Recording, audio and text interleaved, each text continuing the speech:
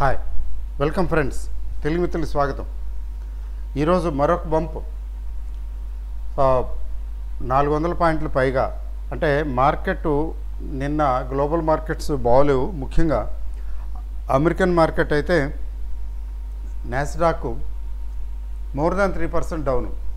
రాత్రి నిన్నంతా చూస్తున్నాను, రాత్రి ఈవినింగు లేటు నైట్ కూడా చూశాను. It's falling like anything. So 3% పైనే ఫైనల్గా తగ్గింది. 3% పైగా తగ్గింది. కాబట్టి ఏమిటి అసంప్షన్ అంటే గ్యాప్ డౌన్ ఓపెనింగు, తర్వాత 200, 150, 200 పాయింట్లు వెళ్ళిపోద్దేమో అనుకున్నాను. జస్ట్ అనుకున్నాను. అందులో సెటిల్మెంట్, వీక్లీ సెటిల్మెంట్ ఒకటి కదా. అయితే వీక్లీ సెటిల్మెంటే, కానీ ఇక్కడ demand supply plays an important role. అంటే there was a lot of shortage ఉండటం వల్ల షార్ట్ కవరింగ్ వచ్చింది. అదొకటి అనుకోవాలి, అర్థం చేసుకోవాలి. ముఖ్యంగా ఈ ఎఫ్ఐఐస్ ఈ తెగ కొనేస్తున్నారు. లాస్ట్ 3 సెషన్స్లో తీసుకుంటే ఒకసారి 6,000 కోట్ల పైచులు కొన్నారు, 4,000 కోట్ల దాకా ఒకసారి కొన్నారు. ఈరోజు కూడా 4,000 పైచులకు కొన్నారు. అంటే సుమారుగా ఒక 14-15 వేల కోట్లు లాస్ట్ 3 సెషన్స్లో కొన్నారు. చూడండి, వాళ్ళు కొంట మొదలు పెడితే ఎలా కొంటారు. అంటే కొంట మొదలు పెట్టారు, ఇంకా కంటిన్యూ చేస్తారని కాదు, చూడాలి నెక్స్ట్. అయితే వాళ్ళకి అర్థమై ఉంటుంది, ఇండియన్ మార్కెట్తో జోక్ కాదు, వి కాంట్ ఇంత. ఎందుకంటే ఇండియన్ మార్కెట్ ఎక్స్పెన్సివ్ అన్నారు కదా, రిజల్ట్స్ బాగుండలేదు అన్నారు కదా, మరి ఎందుకు కొంటున్నారండి అంటే వాళ్ళు they over reacted and over sold. మొన్న ఒకసారి లేటెస్ట్గా ట్రంప్ గారి హడావుడికి భయంకరంగా పడేశారు కదా, 300-400 పాయింట్స్ పైన పడేశారు కదా. Big fall was there. ఆ టైంలో గట్టిగా కొట్టినట్టున్నారు. కరోనా టైంలో కూడా అలాగే కొట్టారు, గట్టిగా కొట్టి అక్కడి నుంచి మొదలుపెట్టారు. ఏప్రిల్ నుంచి మొదలుపెట్టారు, జూలై నుంచి ఇంకా స్పీడప్ చేశారు. గట్టిగా ఒకేసారి కొట్టేస్తారు, మళ్ళీ తర్వాత రికన్సైల్ అవుతారు. అట్లా జరిగింది. సో ఇప్పుడు కూడా అదే జరిగింది. బట్ ఈవేళ బయింగ్ కంటిన్యూ అవుతుందా లేదా అనేది ఈ సెటిల్మెంట్ ఎండ్కి, అంటే సెటిల్మెంట్ ఎండ్ వరకు కొంచెం బయింగ్లో ఉంటారా. ఎందుకంటే మంత్లీ సెటిల్మెంట్కి ఇంకా 4 సెషన్స్ ఉన్నాయి. రేపు సెలవు మార్కెట్కి సెలవు కాబట్టి ఇంకా Monday, Tuesday, Wednesday, Thursday 4 sessions ఉన్నాయి.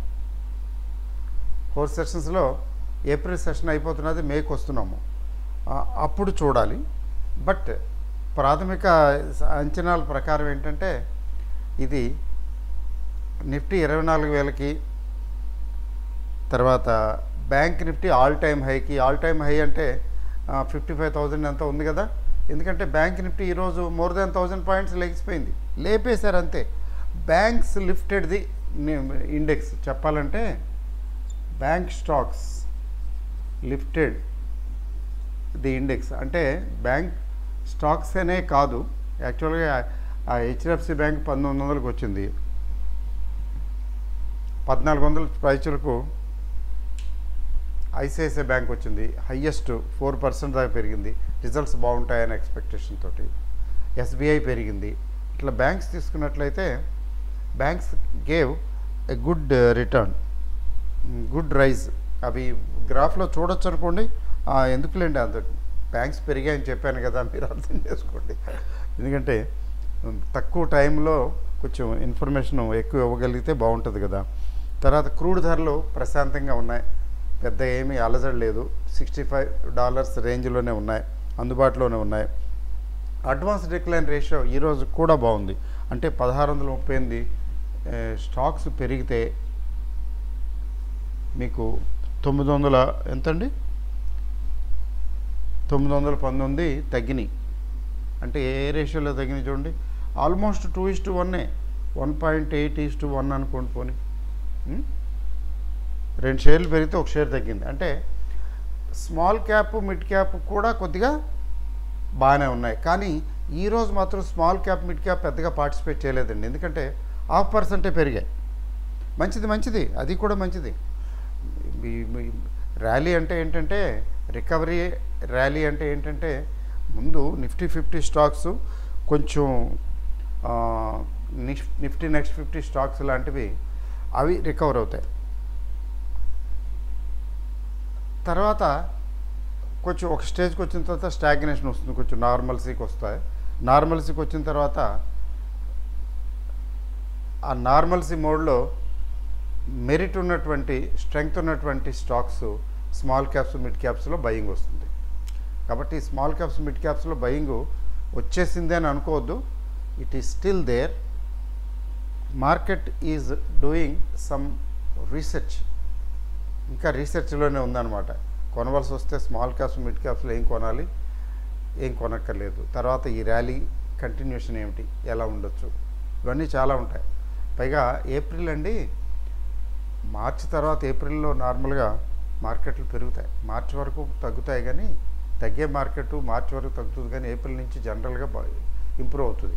కానీ ఏప్రిల్ నెలలో ఏకదాటిగా ఇంప్రూవ్ అవ్వదు. అంటే expect some consolidation in April month. ఇప్పటివరకు వెరీ గుడ్. ఎంత పెరిగిందంటే ఇంకా చెప్పాలంటే మీకు లాస్ట్ 2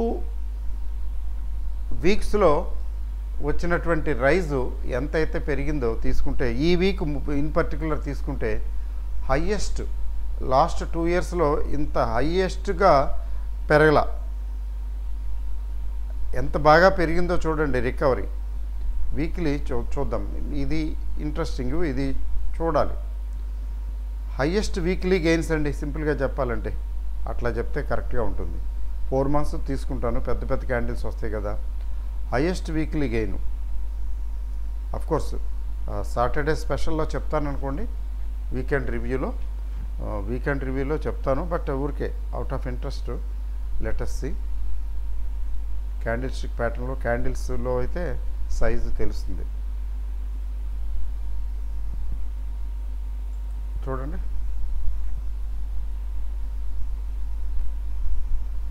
ఇక్కడ ఈవినింగ్ స్టార్. ఇది యాక్చువల్గా చెప్పాలంటే evening star, it acted as evening star, కాకపోతే ఇట్ వాజ్ నెగేటెడ్.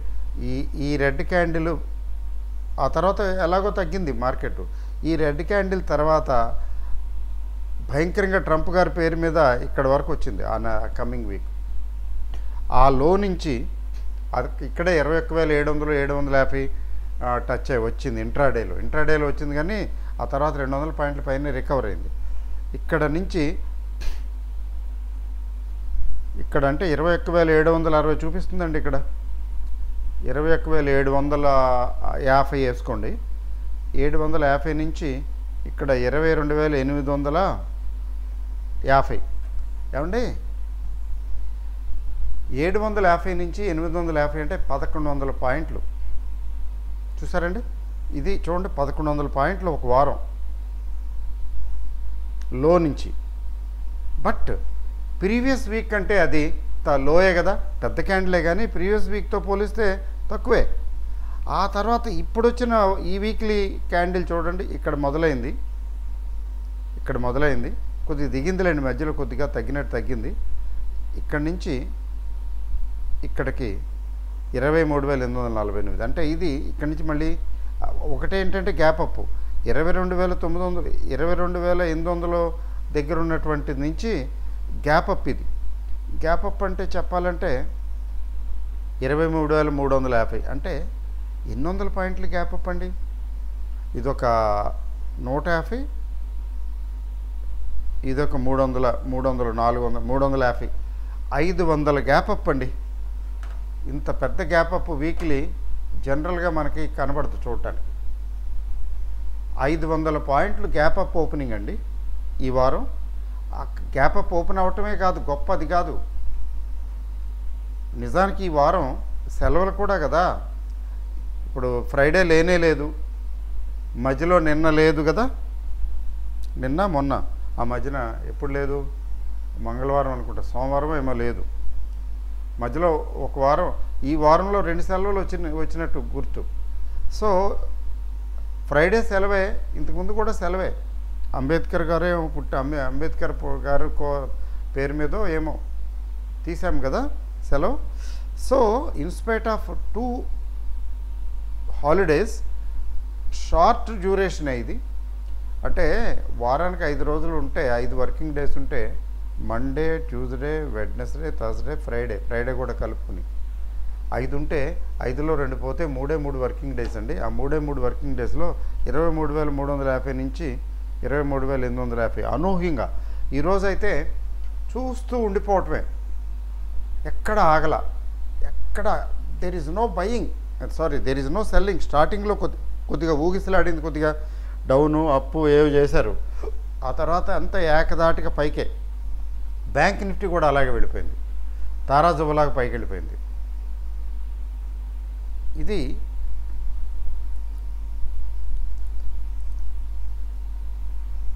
ఇది ఏమి సూచిస్తున్నది అంటే స్వింగు, అప్సైడ్ స్వింగు. ఈ అప్సైడ్ స్వింగు ఏంటంటే ఓవర్బాట్, అంటే ఓవర్బాట్ జోన్ని ఇండికేట్ చేస్తున్నది. అంటే ఓవర్బాట్ జోన్లోకి వెళ్ళిపోతున్నది అని అర్థం. అంటే very soon there will be some cooling effect. అంటే ముఖ్యంగా బ్యాంక్ నిఫ్టీలో వస్తే ఇండెక్స్ మీద కూడా ఉంటుంది అనుకోండి దాని ప్రభావం. ఎందుకంటే బ్యాంక్ షేర్స్ వాటి వెయిటేజ్ ఎక్కువ కదా ఇండెక్స్లో. అంటే very small correction, cooling effect. బాగా ఓవర్ హీట్ అయినప్పుడు లూబ్రికెంట్స్ హెల్ప్ చేస్తాయి కదా కూలింగ్కి, అలా ఆ ఎఫెక్ట్ ఉంటుంది త్వరలో, వెరీ సూన్. అందువల్ల ఏంటంటే ఈ స్టేజ్లో లాంగ్ పొజిషన్స్ హెడ్జింగ్ తోటే మెయింటైన్ చేయాలి, కానీ ఫ్రెష్ లాంగ్ పొజిషన్స్ తీసుకోవటం అడ్వైజబుల్ కాదు. ఎందుకంటే ఇక్కడి నుంచి ఫర్దర్ పెరగటానికి స్కోప్ ఎంత ఉందంటే, నిఫ్టీలో ఇంకో 200 పాయింట్లు, అంటే ఈ సెటిల్మెంట్కి నేను అనేది, నిఫ్టీలో ఇంకొక 200 పాయింట్లు ఉంది అంటే 24,000 వరకు వెళ్ళొచ్చు. తర్వాత బ్యాంక్ నిఫ్టీలో ఇంకొక 500 పాయింట్లు. ఎందుకంటే నిన్న మనం చూసాం కదా, 53,600 ఒక లెవెల్, అది అవలేలుగా దాటేసి 54,000కి వెళ్ళిపోయింది, 54,000 ప్లస్. ఆ లెవెల్ దాటేసి పైకి వచ్చేసింది. అంటే నెక్స్ట్ లెవెల్ ఇంకా 500-1000 పాయింట్లు మ్యాక్సిమం. సో 500-1000 పాయింట్లు మ్యాక్సిమం ఇంకా పైకి వెళ్ళేది. అందువల్ల ఏంటంటే ఇక్కడ పీక్ లెవెల్స్లో లాంగ్ పొజిషన్స్ అడ్వైజబుల్ కాదు, అలర్ట్గా ఉండాలి. స్మాల్ కరెక్షన్కి వచ్చే వరకు వెయిట్ చేయాలి. స్మాల్ కరెక్షన్ వస్తున్నట్లు అనిపిస్తే అప్పుడు ట్రేడింగ్ గురించి పాయింట్ ఆఫ్ వ్యూలో నేను చెప్పేది. ఇప్పుడు ఇన్వెస్టర్కి వీటితో పనే లేదనుకోండి. సో ఇది విషయం. కాబట్టి it's a good thing, happy thing. చాలా బాగుంటుంది కదా మార్కెట్లు పెరుగుతుంటే, అది తగ్గిన తర్వాత రికవర్ అవుతుంటే ఇంకా బాగుంటుంది. బ్యాంక్ నిఫ్టీ కూడా చూద్దామండి. బ్యాంక్ నిఫ్టీ పరిస్థితి ఏంటి చూడండి. Biggest ever gains in bank Nifty in the last 2 weeks. ఇక్కడ కూడా బ్యాంక్ నిఫ్టీలో కూడా చూడండి, ఇక్కడ ఈ క్యాండిల్ అసలు మామూలుగా ఇక్కడ ఈ 48,000 దగ్గర స్టార్ట్ అయ్యింది, పెద్ద బిగ్ క్యాండిల్ వచ్చింది. తర్వాత కొద్దిగా వెళ్ళి మళ్ళీ కిందకు వచ్చింది కదా. మళ్ళీ ఇక్కడ ఈ ట్రంప్ గారి మహిమ, మళ్ళీ ఇక్కడ మళ్ళీ మొదలైంది 49,300 దగ్గర నుంచి ఒక వారమేమో 51,000కి వెళ్ళిపోయింది. నెక్స్ట్ వీక్ వచ్చేటప్పటికి గ్యాప్ అప్, ఎంత గ్యాప్ అప్ అండి బాబు, 51 నుంచి 52, అంటే 1,200 పాయింట్ల గ్యాప్ అప్ ఈ వారం.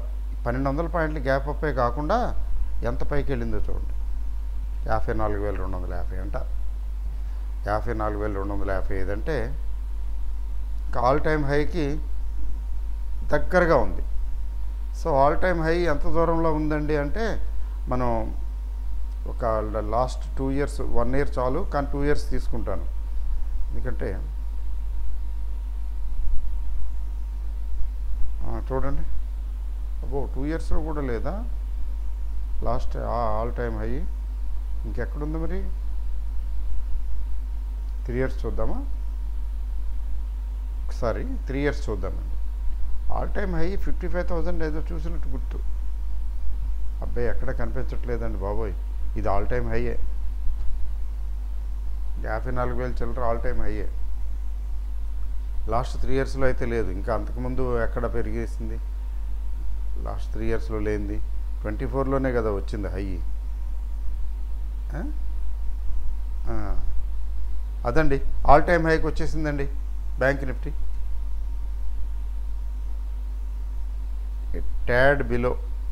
ట్యాడ్ బిలో కూడా కాదులేండి, ఆల్మోస్ట్ వచ్చేసింది. అంటే ఇది ఓపెనింగే సర్పాస్ చేసేయచ్చు ఓపెనింగ్లోనే ఇక్కడి నుంచి. అయితే ఇక్కడ ఏంటంటే బయింగ్ అనేది ఈ స్టేజ్లో వీక్లీ క్యాండిల్ ప్రకారం అయితే వచ్చేసింది. వీక్లీ చార్ట్ ప్రకారం అయితే ఆల్ టైమ్ హై. ఇక్కడ ఫ్రెష్ బయింగ్ అనేది అవాయిడ్ చేయటమే మంచిది, ఎంజాయ్ చేయటమే. ఓకే అండి. సో ఇది మార్కెట్కు ఉన్నటువంటి స్పెషాలిటీ. పడటం ఎంతసేపు, పెరగటం ఎంతసేపు అండి. పడేటప్పుడు చాలా భయంకరంగా పడిపోతాయి, పెరిగేటప్పుడు కూడా అలాగే భయంకరంగా పెరుగుతాయి. 48,000 దగ్గర తీసుకున్న సపోర్టు 54,000కి వచ్చిందంటే 6,000. అసలే లాట్ సైజ్ 30,80,000. ఇక్కడ ఎవరైనా లాంగ్ పొజిషన్ పెట్టుకుంటే అక్కడికి వెళ్ళేటప్పటికి అట్లీస్ట్ 1,00,000 రూపాయలు వస్తుంది. కానీ అంత నేర్పరితనం కుదరదు, వీలు పడదు. ఎందుకంటే తగ్గుతూ పెరుగుతూ ఉంటాయి కదా, బయటకు వచ్చేస్తాం. నిగ్రహించుకొని పెట్టుకోలేము. Not possible, not advisable also. Okay అండి. సో ఏమిటి ఫైనల్ కంక్లూజన్ అంటే, బ్యాంక్ స్టాక్స్ బ్రహ్మాండంగా పెరిగాయి. తర్వాత భారత్ ఎయిర్టెల్ పుంజుకుంది బాగా. భారత్ ఎయిర్టెల్ మామూలుగానే స్ట్రాంగ్ కదా. భారత్ ఎయిర్టెల్ ఒకటి, తర్వాత కోటక్ బ్యాంక్ ఒకటి, ఈ బ్యాంక్స్ ఇదొకటి, ఇట్లా కొన్ని స్టాక్స్ స్ట్రాంగ్గా ఉన్నాయి. తర్వాత ఆటో స్టాక్స్ మొన్న లాస్ట్ సెషన్లో పెరిగినాయి, కానీ లాస్ట్ 2 సెషన్స్లో రికవరీ వచ్చింది. కానీ ఆటో స్టాక్స్లో ముఖ్యంగా హీరో మోటోకార్ప్, బజాజ్ ఆటో లాంటివి. బట్ ఈరోజు కొద్దిగా సెల్లింగ్, అంటే ప్రాఫిట్ బుకింగ్ వచ్చింది. ఓకే. తర్వాత వీక్లీ సెటిల్మెంట్ పెరగటం అనేది చాలా good news in the sense short covering ఖచ్చితంగా అక్కడ ఉన్నదని కనపడిపోతున్నది. మరి రేపు మార్కెట్ సెలవు. నెక్స్ట్ ఎలా ఉంటుంది అంటే నెక్స్ట్ మండే చూడవలసిందే. అప్పటి వరకు ఏంటంటే ప్రశాంతంగా కూర్చోవటమే, ప్రశాంతంగా ఉండటమే. మరి విక్స్ సంగతి ఏంటంటే, విక్స్ నాకు గుర్తు లేదు, 50కో 56కో వెళ్ళినట్టు గుర్తు. విక్స్ 56 ఇప్పుడు 15కి వచ్చింది. 15.47, 2.5%. ఈరోజు కూడా డౌను. అంటే విక్స్ కూల్ డౌన్ అవుతూ ఉండే కొద్దీ కూడా బుల్స్కి స్ట్రెంగ్త్ వస్తుంది. ఫియర్ ఇండెక్స్ తగ్గుతుంటే కరేజ్ ఇండెక్స్ పెరుగుతుంది కదా, అదనమాట. ఇది కరేజ్ ఇండెక్స్. విక్స్ తగ్గటం అంటే కరేజ్ ఇండెక్స్ పెరగటం ఇండైరెక్ట్గా. కరేజ్ ఇండెక్స్ అంటూ ఏం లేదనుకోండి, ఊరికే just I'm mentioning that. So but at the same time ఈ IT results, at least IT results ఎంకరేజింగ్గా లేవని తెలుస్తున్నది. ఒకటి, ఇన్ఫోసిస్ రిజల్ట్స్ డిసప్పాయింట్ చేశాయి. విప్రో కూడా కదా, మరి పెద్ద కంపెనీలు విప్రో, ఇన్ఫోసిస్ లాంటివి డిసప్పాయింటింగ్గా ఉంటే మరి ఏంటి పరిస్థితి చూడాలి. We have to see. Global turmoil, global situation బాగోలేదు కదా. అయితే గుడ్ న్యూస్ ఏంటంటే జర్మనీ, తైవాను, తర్వాత హాంగ్సెంగ్ 3 పూట ఆ మధ్యన మన ఇండెక్స్ బాగా తగ్గింది కదా, తగ్గుతున్నది కదా, 21,000-22,000 ఆ రేంజ్కి వచ్చినప్పుడు ఇవి బుసలు కొట్టుకుంటూ మనల్ని ఓవర్టేక్ చేసేసి కొద్ది ముందుకు వెళ్ళడానికి ప్రయత్నించినాయి. 1-2 వెళ్ళాయి కూడా. హ్యాంగ్సెంగ్ ఒకటి వెళ్ళింది, తైవాన్ కూడా వెళ్ళినట్టుంది. బట్ ఇప్పుడు అవన్నీ తోక ముడిచిన పాముల్లాగా కూర్చుని ఉన్నాయి. 19,000, 21,000, మ్యాక్సిమం 21,000 ప్లస్సే. 22,000 కూడా ఏమీ లేవు. ఒక్క నిఫ్టీ మాత్రమే 23 అబౌవ్, అంటే 24 దగ్గరకు వచ్చింది. అంటే once again of all the world leading మార్కెట్స్లో ఇండియా కూడా ఒకటి కదా. వరల్డ్లో లీడింగ్ మార్కెట్స్లో India has done better once again, is doing better once again. మరి బాబులు పెద్ద బాబులు ఏం చేస్తారో మనకు తెలియదు కదా ఎఫ్ఐఐస్. బట్ ఈ ఎఫ్ఐఐ పెద్ద బాబులు కొంట మొదలు పెట్టారంటే ఇంకా ఇంతే సంగతులు చిత్తగించవలను, బ్రహ్మాండంగా పెరుగుతాయి. లేదు ఈ ప్రస్తుతానికి ఈ సెషన్ వరకే, ఈ సెటిల్మెంట్ వరకే వాళ్ళు షార్ట్ కవరింగ్ చేసుకుని మళ్ళీ చూస్తారు, కొనరు లేకపోతే అమ్ముతారు అంటే అది చూద్దాం. అమ్మినా వాళ్ళకి కూడా అర్థమైపోయింది, వాళ్ళు అమ్మినా దాని ఇంపాక్ట్ ఏమి ఉండటం లేదు. రిటైలర్స్ పార్టిసిపేషన్ ఉంది, రిటైలర్స్ ఇంకా కొన్నారు కదా ఈ మధ్యకాలంలో కూడా. రిటైలర్స్ పార్టిసిపేషన్ ఉంది, తర్వాత డిఐఐస్ సపోర్ట్ ఉంది. డిఐఐస్ సపోర్ట్ ఎట్లా వచ్చిందండి అంటే because they are getting inflows. SIP మోడ్లో బోల్ డబ్బులు వస్తున్నాయి. మ్యూచువల్ ఫండ్స్కి డబ్బులు ఆగల, మ్యూచువల్ ఫండ్స్లో డబ్బులు వెళుతూనే ఉన్నాయి. అంటే ఇండియా ఇన్కార్పొరేషన్ స్టోరీ ఏంటంటే ఇంప్రెసివ్గా ఉంది జనరల్ పబ్లిక్ కూడా, ఇన్వెస్టర్స్ కూడా. సో వాళ్ళు మ్యూచువల్ ఫండ్స్లో పెడుతూనే ఉన్నారు, సిప్ మోడ్లో కూడా పెడుతున్నారు. మార్కెట్లు తగ్గినా భయపడలేదు. కాబట్టి because they are flush with funds, they are buying. కొని భయంకరంగా అలిసిపోయేలాగా కొనేశారండి. ఇప్పుడు కొద్దిగా అమ్ముతున్నారు వాళ్ళు కొంటుంటే. ఇవాళ కూడా చూడండి 2006 కోట్లు మన వాళ్ళు అమ్మారు. ఇంతకుముందు కూడా లాస్ట్ 2-3 సెషన్స్లో వాళ్ళు కొంటుంటే మన వాళ్ళు అమ్మారండి. We had the last laugh కదా. So that is wonderful, we have upper hand.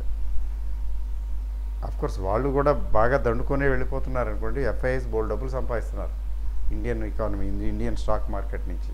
They are very smart people కదా, విత్ లాట్ ఆఫ్ ఫండ్స్. కానివ్వండి, ఓకే, ఎవ్రీథింగ్ ఈజ్ ఓకే. అదండి విషయం. Markets are okay. మరి నెక్స్ట్ మండేనే మార్కెట్. ఈలోగా weekly review ఇస్తాను. Right.